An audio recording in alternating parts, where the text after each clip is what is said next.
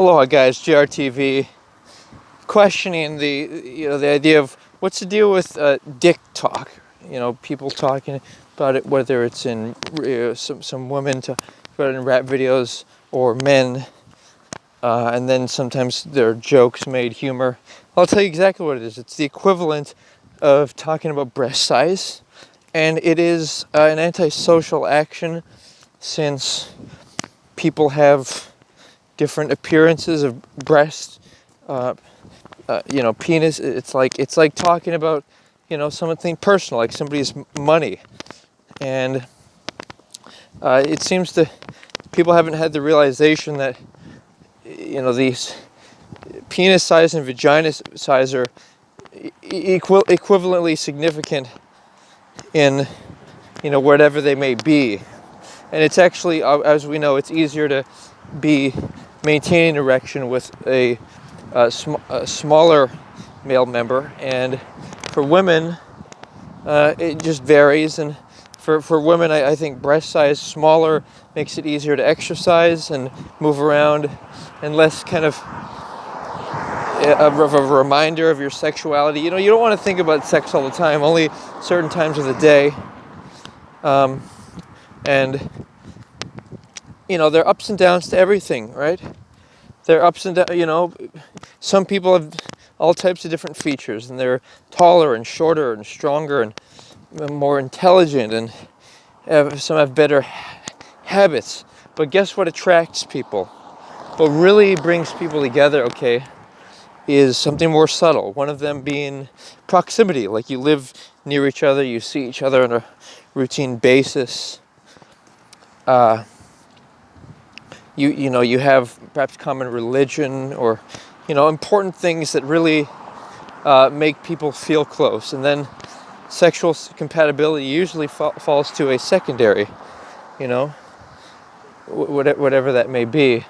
Although one thing is health. Health is something that usually you want to pair up with the similar person. Age and health, they're pretty much the same. The same. What they are, age and health, because basically you want somebody who's healthy and virile. 1 and 2, the skin is always going to be the most attractive feature. Believe it or not, that's my derivation, my opinion. And so furthermore, right, I'll say, what I don't think there's guys who find it a turn on when women talk about men's dick. It's actually not politically correct. It's politically correct to actually make reference to the vagina, though. It's kind of something that to be celebrated and a focal point of society. Even like in strip clubs, that's definitely that, right? And it's a fun thing. It's a fun experience. But the point being, guys, is like if somebody makes jokes about it, for example, it tells more about themselves. It's almost a little queer to talk about dick, or even breasts for that matter. It's really not a nice thing to say, and it indicates that the person is maybe feeling badly, because when people are rude, it's because they feel badly. So really the concern should be if somebody says that, it may be sexual harassment, but in a lot of cases you can just ask a person, well, I hope you find a great partner and find what you want in life, whatever features you want them to have and all that, right? But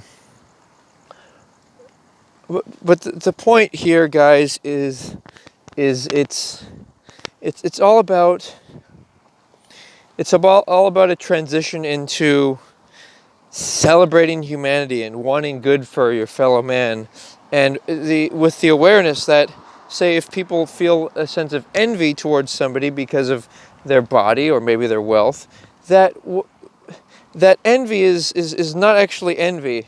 Envy is actually a more specific emotion. It is a disapproval due to misappropriation of use.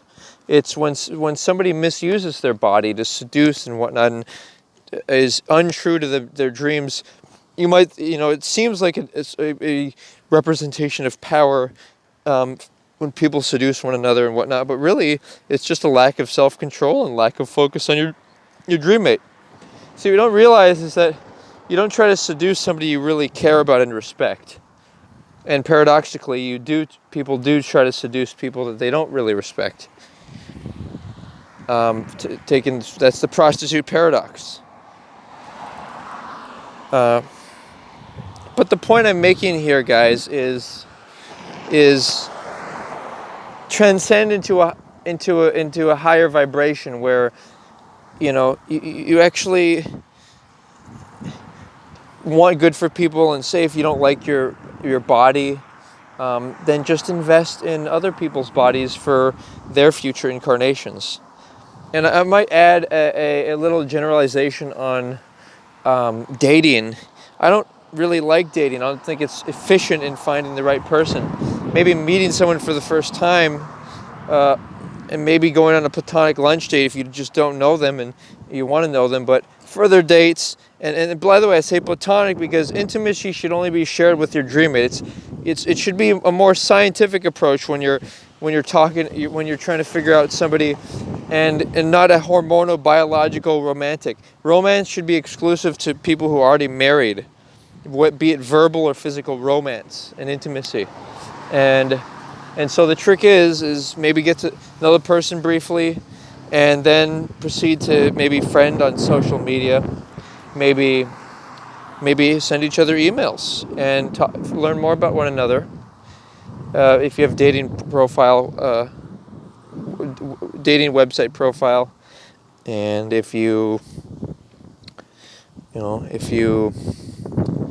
really like each other, then you can maybe share more revealing pictures via email and everything. The point being, don't want somebody who doesn't have a mutual physical attraction to you, and want good for people. Want them to have their dream mate. Don't look at them in the default animal mind of trying to seduce or be better or lesser.